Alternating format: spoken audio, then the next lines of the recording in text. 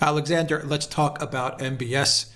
And we've done, I think, 2 or 3 videos so far on what's been going on in Saudi Arabia with Mohammed bin Salman, the prince, the crown prince, who is the de facto ruler of the kingdom, and the recent purge that he's had within his own family, actually his brother, he's put in prison, and the past purges that he's had. I believe it was at the Radisson or at the Ritz Carlton. The Ritz Carlton, where he kind of locked people up, billionaire Saudi princes and people high up in the government. He locked them in the Ritz Carlton as well, and he took billions of their hard-earned money and he put it into his own coffers. But we've got even more news, and this does signal something. This latest round of purges and arrests, and just madness coming out of the kingdom. And of course, it all relates back to the oil price war between Russia, Saudi Arabia, and I guess you could say U.S. shale, if you want. But go ahead, inform us as to what's going on in the crazy kingdom of Saudi Arabia. Crazy kingdom, I think, describes it very well, because increasingly that is what it's looking like. I mean, we're having more and more irrational and bizarre decisions. Can I just briefly talk about this latest round of arrests? There was this article yesterday in the Financial Times which confirmed that they've been happening. It seems around 300 people have been rounded up. But the core of this group are a group of military officers and officials within the Interior Ministry. And that apparently includes, very senior people. One of them, at the very least, one is described as a major general in the army, and apparently there's 2 people of equivalent rank in the security forces that are supervised by the Interior Ministry. The Interior Ministry in Saudi Arabia is one of the many agencies that, taken together, form the very complex and very powerful security apparatus that Saudi Arabia possesses, and which keeps the royal family in control. Now, the fact that MbS is arresting people like that, I mean, obviously he's claiming that it's all part of some great anti-corruption crackdown, but I can't help but think that this is all looking like there is some kind of political crisis within the kingdom underway, because we've had the arrest of Prince Nayef, who was the crown prince of Saudi Arabia before MbS basically pushed him aside and made himself crown prince with the help of his father, who is the current king. Now, Prince Nayef used to be in charge of the kingdom's internal security. So he'll have all his people, he'll have put all his people in important positions in the internal security apparatus. And it's clear that MbS is afraid of them. That's probably why he's carrying out this further crackdown. But, I do wonder whether perhaps the early reports we got out of Saudi Arabia that MbS had headed off an attempted coup might actually be right, because it seems to me that this has all the hallmarks of a response to an attempted coup. Firstly, there's the arrest of the supposed leaders, Prince Nayef and the 2 other princes. And then there's the crackdown, the roundup of all the other people who were perhaps, the kind of people who were involved in organizing the attempted coup at some sort of lower level. And that's why you see generals being arrested and Interior Ministry officials being arrested and army officers being arrested. And interestingly enough, some judges being arrested also. And in Saudi Arabia, the judiciary is, of course, tightly integrated within the religious establishment, which is part of the political establishment. They don't have the kind of separation of powers that we have in the West, or even in theory. And again, that suggests to me possibly that these judicial officials were in some way also involved in what is increasingly looking to me as if it was an attempted coup of some kind. There's an attempted coup in Saudi Arabia We need to understand that that is completely unprecedented. Nothing like that has happened in Saudi Arabia since the early 1960s, when the Crown Prince at that time, Crown Prince Faisal, orchestrated a power struggle which ousted the then king, King Saud. But that was a power struggle that was carried out semi in public. This seems to be an altogether more vicious affair, and it comes across. It comes after a whole series of other increasingly bizarre decisions, which also suggests to me that MbS is in trouble. Now let's go back. Firstly, there was that extraordinary action back in 2017 when he rounded up a lot of the princes and a lot of the business people and locked them up in the Ritz-Carlton Hotel. And it's quite clear that that was, as much as anything else, that was a giant shakedown. And apparently these people, there's some reports that he extracted from them up to $800 billion, which is, I mean, almost an insane amount of money. Others, I have to say, put it much lower than that. But even figures of $200 billion is still an insane amount of money, however you read it. But I think that we can actually start to get some sense now of what is going on in Saudi Arabia, because the other thing that's happened over the last couple of weeks is we've had this extraordinary decision, this absolutely insane decision to, in the middle of a collapse in demand for oil, to start cranking up production to 12.3 million barrels a day from the existing 8 million barrels a day. I mean, the very last thing you want to do, it seems to me, in a situation like this, when you are facing an oil price crash and a collapse in demand, is to start cranking up production. And nonetheless, that's what apparently MbS is committed to doing. And already there are reports circulating that there are officials warning or trying to warn the Saudi government within Saudi Arabia itself that if this goes on, the kingdom is heading to bankruptcy, and bankruptcy within 1 or 2 years at most, because it's going to be burning up reserves at a simply stupendous rate, and it won't be able to borrow on the scale it needs to do that. And it won't be able, obviously, to take to tax, or it will be forced to carry out massive cutbacks on its domestic spending. But of course, if it does that, that has massive consequences for the internal stability of the kingdom. So we have to ask, why is MbS doing this at this time? And why is that this crisis in Saudi Arabia? Because increasingly, it looks to me as if all of these events are connected. Now, I don't know why, because it's not easy to enter into the mind of MbS. But I'm going to make it what I think is probably a good guess, which is that this is all connected with the failure, as he would see it, of the Saudi Aramco IPO in January. MbS's great plan when he became Crown Prince was that he was going to sell off Saudi Aramco, sell it off entirely. There was even talk about privatizing it entirely, raise trillions of dollars on the back of that, and buy vast amounts of factories and laboratories and technicians from the US and Europe, and basically make Saudi Arabia an industrialized country by 2030, which is essentially overnight. Now, it's quite clear that isn't going to happen.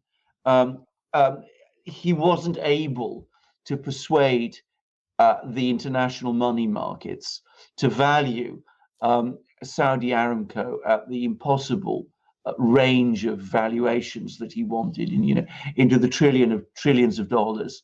So he had to cut back radically on the scale of the IPO, and ultimately only a small fraction of Saudi Aramco was sold, and far less than I think he expected. And I think he made far less money from the sale than he expected. And significantly, international investors basically boycotted the IPO in January. And he was only able to make up the numbers at all by basically strong-arming people within Saudi Arabia itself to buy some of those shares that were being sold in that IPO. So I can't help but think that what's happened is that there's been more and more people saying within Saudi Arabia, look, what was the point of all of that? Why did we sell any part of Saudi Aramco at all? This is the goose. This is the golden goose that lays all the eggs for Saudi Arabia. We've sold part of it. It didn't raise enough money to get anywhere close to starting this program that MbS wants. There's no realistic chance that we're going to be able to sell any more of it, given the collapse in demand. And in light of this, MbS is probably coming under quite a lot of criticism within Saudi Arabia for that sale, that IPO happening at all. So what I think he's now doing is, as he always does, he goes for broke. He's rounding up people and arresting them, perhaps, as I said, because there was some sort of attempted coup, or perhaps because he felt that there was a risk of an attempted coup. And he's now trying to restore Saudi Aramco's position to something like the kind of position that he thinks he can sell it at. In other words, reestablish it as a kind of monopoly position in the international oil market by flooding the world with oil and knocking out all the competitors. And I think that's what his last desperate, I mean, it looks desperate to me. It looks crazy to me. But it seems to me that that's what he's trying to do. And by the way, you mentioned that it was one of his brothers who was arrested. It was actually one of the king's brothers who was arrested. But the person who he's put in charge of the oil ministry is, in fact, one of his full brothers, who is apparently completely loyal to him and is a completely difficult and impossible person to work with, just as MbS himself is. So, we have this situation where MbS is basically putting all the money in, spinning the roulette wheel. He's put all the money on black, and he has to hope that the ball doesn't fall on red. It looks a reckless and insane gamble. And I wonder for how much longer the princes will go along with it. All right. So Aramco's IPO literally got torpedoed by the Iranians. I mean, literally got torpedoed. Yeah, literally, exactly. Right? Yeah. He had the failed Yemen war. Yeah, that's a complete failure. Which is going worse, by the way. I mean, which is getting worse. Yeah, I've been hearing more reports just today, as we've done just before we did this program, that the Saudis have suffered further defeats in Yemen. So there must be more and more criticism of that also. So absolutely, the war in Yemen, as you said, and the failure at OPEC just last week. Absolutely. Negotiating with Russia, and that was a complete failure. Russia wasn't going along with them. Yes. And so now you have this move by MbS, and of course you have the whole financial system falling apart due to the COVID-19 virus. Yes. Is MbS going to make it out of this, Alexander? I mean, is it going to survive? No, I don't think so. I think more and more people in Saudi Arabia must be getting increasingly concerned about where all this is going. Patrick Coburn, who is one of the most acute analysts and commentators on Middle East affairs, wrote a very interesting article about MbS in The Independent, in which he said that he's behaving increasingly like Saddam Hussein did, on the eve of the invasion of Kuwait. He's gambling, and he's becoming ever more reckless, and he's losing all sense of reality. And the difference is, of course, that with Saddam Hussein, there was nobody within the power structure who could restrain him. I don't think Saudi Arabia works in that way. I think this is a family oligarchy. And I think they will, in the end, if they sense that he's putting the whole kingdom at risk, which he is, I think they will act to remove him. And I predict that will happen fairly soon. Do you think the U.S. is going to step in, or they're just going to leave it to be? I think the U.S. will not step into. I don't think the U.S. will want to step in to help MbS. I think Donald Trump must be furious with the way MbS has been behaving, because at the end of the day, what MbS has done is causing trouble for U.S. shale producers who are a strategic industry for the US. And so I think it could not have been worse. The timing could not have been worse. So I think the US is furious, and I think both the US and the Russians will be delighted to see MbS gone. That's my view. Wouldn't it be interesting if Trump and Putin just get on the phone together and say it's time to pop this pimple called MbS? Well, it's interesting you said that, because there was a rumor floating around last week that was exactly what had happened. That in fact there was a secret call between Putin and Trump to discuss the state of the oil market, which of course could be a way of discussing Saudi Arabia. Both the Russians and the Americans denied that such a call had happened. But of course, denials can sometimes be confirmation that something did happen. You know, one can't know. I can tell you for an absolute fact, because I follow both Putin's and Trump's websites very carefully, that there are lots of calls those two have which are not reported on their websites. You can figure it out if you follow it very carefully, you follow the news very carefully. But this is one example where who knows, maybe there was such a call. Wouldn't surprise me, actually.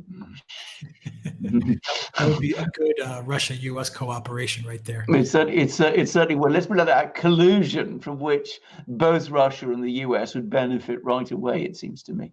But I mean, the entire world would. I mean, seriously though, I mean, you know, MbS he's becoming increasingly dangerous and increasingly difficult. I mean, if you take your mind back to 1990, when Saddam Hussein invaded Kuwait, he did it without consulting the Russians, and he got his messages mixed up with the Americans. But in the end, it turned out disastrously for him. And I think that MbS, if he really is, as Patrick Coburn said, behaving in the same way as Saddam Hussein did, I mean, he can't survive with both the Americans and the Russians against him, and with most of the royal family now increasingly alarmed by what he's doing.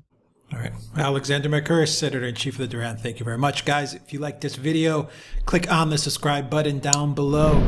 Smash that like, share the channel. Sharing the channel really helps us out a lot, because YouTube continuously demonetizes us and unsubscribes viewers and all kinds of nonsense. So your help is appreciated. Also look for us in podcast format on iTunes and on Soundcloud as well. And please donate to us on PayPal, Patreon, and subscribe. Your donation really helps us out a whole lot. And of course, go to the Duran shop and pick up some merchandise when you purchase from the Duran shop. That also helps us out a whole lot. And we also have a special partnership with the Patriotic Legacy, our friends at Patriotic Legacy, and the Patriot Beacon flashlight, which I forgot to mention in our previous videos, does ship internationally, because I'm getting a lot of questions about that. And yes, it got to Alexander in the UK. So the Patriot Beacon can be in your hands anywhere in the world you are located. Alexander. Absolutely true. I mean, I'm in London, and here it is. And very, very useful and necessary it has been to me, because as I've discussed on several occasions in various programs, I'm a person who loves to drive and go out and do lots of things, driving around Europe, driving around England. And I'm often driving at night on motorways, in dark roads. By the way, in England, the roads can be very dark. If you've driven on English country roads, you want to have a good torch like this one with you, because if your car stops and you need to get out and look around you, there are no lights there. And this is the best torch I have ever had. It is magnificent. It's one of those amazing products that I have to say the United States makes, which are so strong and solid and frankly indestructible. This could survive a universal deluge. It's so beautifully well made and crafted, and it feels solid when you hold it, and so, which is good for me because, you know, I fumble things and I like to have a nice solid thing. And it has every conceivable device and appliance you could want from a torch. Firstly, obviously, it lights, as you can see, and it lights all kinds of ways, and it flashes, which can be incredibly useful also. It has a compass. Again, if you are broken down on an English country road, believe me, you need a compass. You've got it there, so you can't get lost with your Patriot Beacon, to give it its name, with you. If you have a crash, God help us, well, you know, you can smash your way through your windscreen. You can also cut your seatbelt if you're tied in. In fact, it's incredibly indispensable accessory in that respect. It's solar powered, so there's no chance of, you know, finding yourself without it working. It's able to operate. It's got a port there. A port where you can recharge your iPhone or your Android or your iPad or whatever it is. So that's also incredibly useful, because that, by the way, that's happened to me many times. I find myself, you know, with things run out and I need to recharge, and well, having a thing like this, you can recharge. And of course, if you need to call help urgently, you can do so. You see, it really is a beacon. And in a moment, I predict my dogs will start. In fact, I can hear them upstairs, but my wife's got them. So you've got all of these things that you can get from the Patriot Beacon. And by the way, just to say, if things really turn horrible, which I don't think they will, you know, it's quite a useful thing to have as an, you know, to protect yourself. And of course, it's also a great hammer. In fact, I can just hear the dogs coming now. So there we go. And since I mentioned the dogs, it has one other indispensable use for me, which is that I often go walking with my dogs at night. There's dark and beautiful parks around here, but I don't see so well in the dark. I have night vision glasses, but with my Patriot Beacon, I can also keep track of where they are, because it enables you to see in the darkest places without problems. So Patriot Beacon, the best torch you can find. You can also, it's also got a magnet, by the way, that you can attach it to your car or wherever. It's the best torch. You cannot be without it. And my dog has just come into the room, making sure that I am safe. He's, well, you can perhaps see him there. So there we go. So Patriot Beacon, but of course that's not the only thing we can provide you. Alex will tell you at the end of this broadcast how you can get your hands on one. And just to repeat again, I am in London. I had it delivered to me. So absolutely, they do international deliveries. It's not just for people in the US and in North America. But if we supply you through, or rather we can send you the direction of the Patriot Beacon. There's also the great things that we sell. We have our famous Duran mugs. You know, this is a time for keeping calm and carrying on. And this man exemplifies this. This is Sergei Lavrov, Russia's superb foreign minister. He is the epitome of calm and a cool head in a crisis, as we've seen so many times. And of course, he is apparently a compulsive tea drinker. So maybe he should be drinking from one of our Duran mugs also. I am sure in the long and difficult negotiations he has, he could certainly make do with a mug like this. And by the way, I'm still drinking Russian caravan tea. But it isn't just Duran mugs that we have in our shop. We have phenomenal shirts like this amazing long sleeve shirt that I'm wearing now, 100% cotton. We've also got short sleeve shirts, we've got V-neck shirts, and we have our amazing and wonderful polo shirts, which are the best polo shirts you could ever hope to have or buy. They all have, as you can see, the Duran emblem there, the double-headed eagle of the Duran. They're all 100% cotton, but you can find all those shirts in our shop. They're all fantastic. You can also find hats, hoodies, stickers, V-neck shirts too. And you can also find our amazing ebooks on subjects like Russiagate, Ukrainegate, Brexit, and Epstein. So they're all there on our shop. You support us at the Duran by buying from our shop.